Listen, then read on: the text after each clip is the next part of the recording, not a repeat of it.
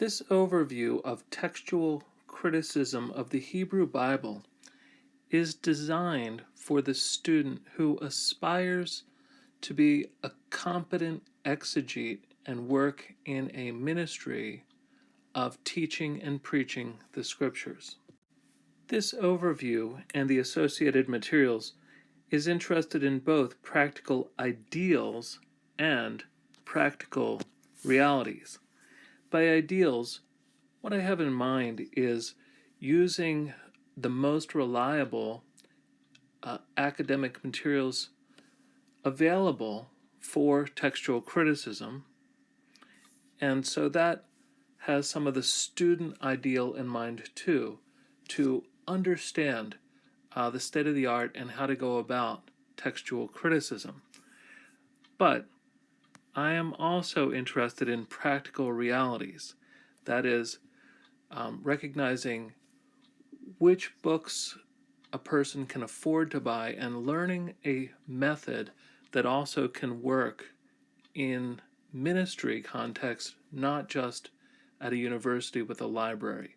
So we'll be working with both then, the practical ideals of things that really can only be done in a program, and practical realities, thinking through how to work out a system for the person that needs to preach and teach every week.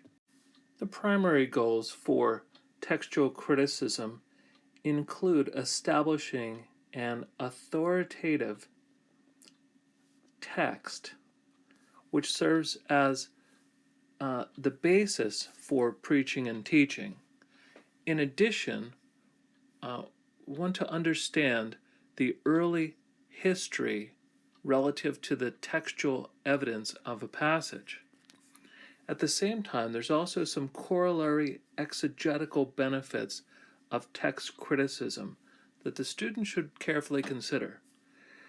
The main principle is that textual difficulties of all sorts, invite exegetical solutions.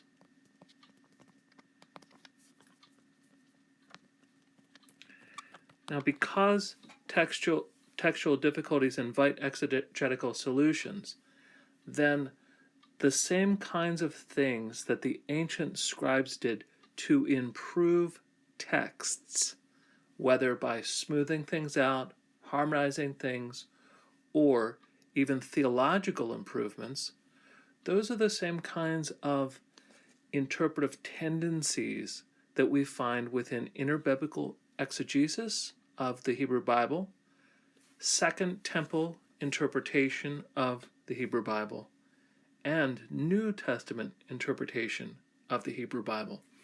And so textual criticism is one way for the exegetically oriented preacher or teacher to begin to focus on these difficulties which have always invited exegetical solutions.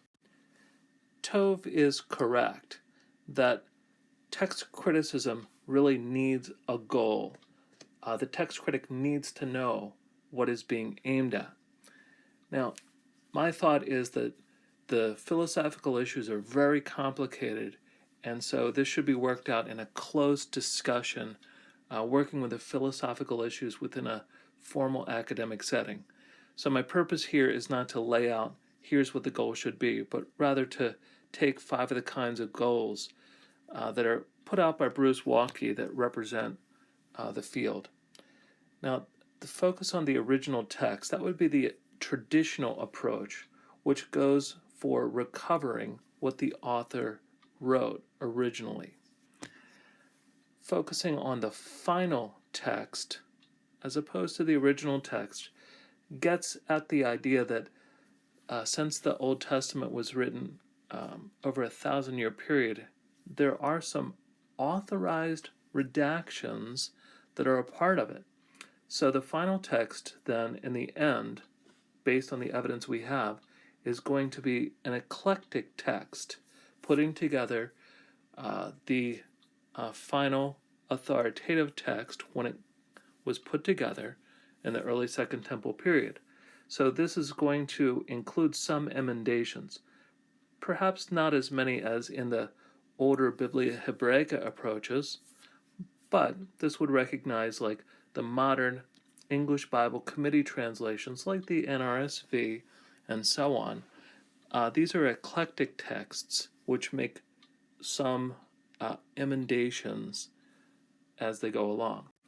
To focus on the canonical text is a bit of a later step. This gets to the scriptures in the Proto-Masoretic tradition in the times of the New Testament. And a strong advocate of this would be Childs, particularly. And so this doesn't go as far back, but this says to go with the accepted standard in the Proto-Masoretic traditions. Another way to go is toward the earliest attested texts. Now, this would exclude conjectures. That is, there's no emendations toward a non-existent text. And this is a very attractive to many, and it reflects the UBS Text Project, BHQ apparatus, and also the Hebrew University apparatus projects.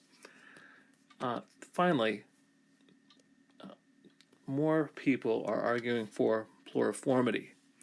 That is, that the evidence doesn't point towards one fixed text, but multiple authoritative text traditions in the Second Temple period.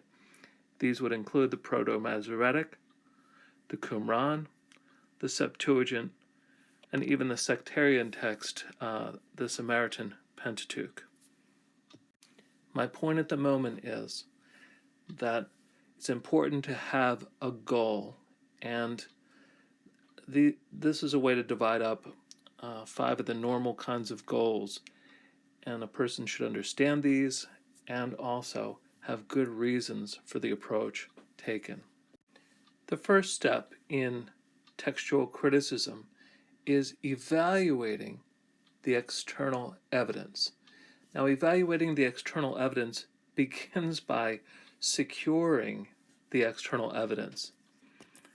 And a good place for the student to start is with the Biblia Hebraica apparatus. Whether the BHQ and or BHS is a good place to start. The apparatus collects a lot of the relevant data for the student, and it's at least a minimal place to go. Beyond this, it is worthwhile to look at the biblical texts of the Dead Sea Scrolls, Septuagintal witnesses, and in the case of Pentateuchal variations, the Samaritan Pentateuch as well. Each of these can be compared and are very important when comparing it with the Masoretic tradition and the Proto-Masoretic tradition. Each of these are very old. It's also possible, it's also a good idea for really significant projects to go even further and look at some of the other witnesses like the Targums, the Vulgate, and the Peshitta. But at least I would think that the Masoretic and the other Second Temple traditions should be consulted. After collecting the external evidence and evaluating it, then there's a need to evaluate internal evidence. And this amounts to a close study of the scriptures themselves based upon the various external evidence that's available. This would include grammatical and linguistic issues, contextual issues, and all of this requires study of the passage in relation to its context and also in relation to related contexts. There's always questions of an accidental versus an intentional corruption by the scribes.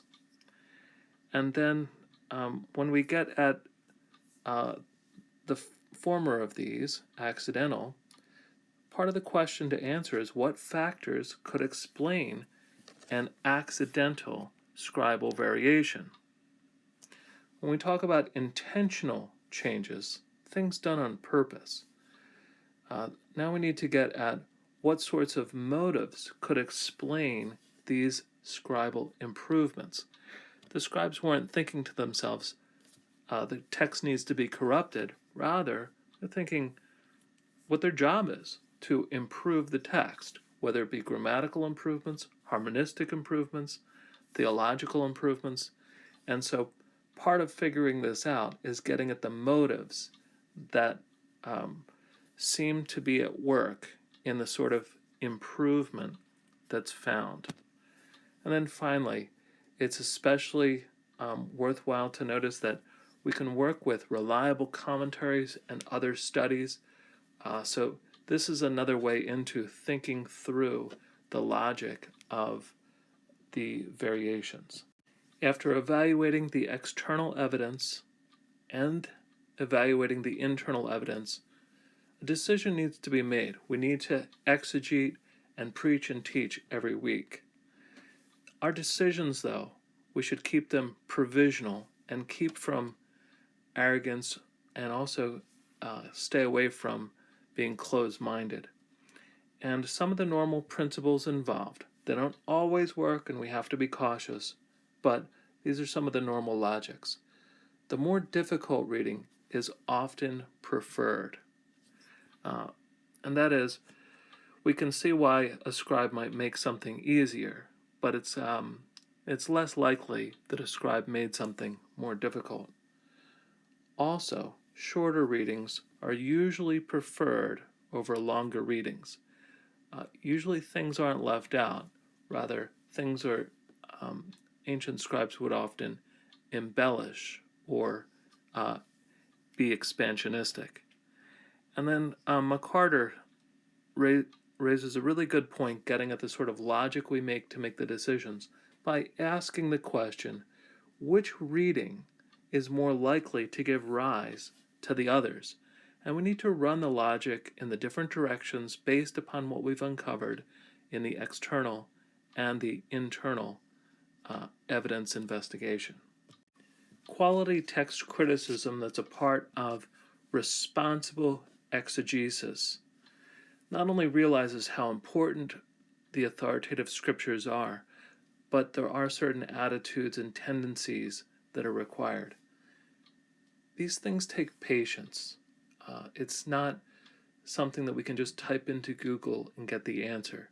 It requires sustained study and real thoughtful understanding of the scriptures themselves and also the work of the scribes.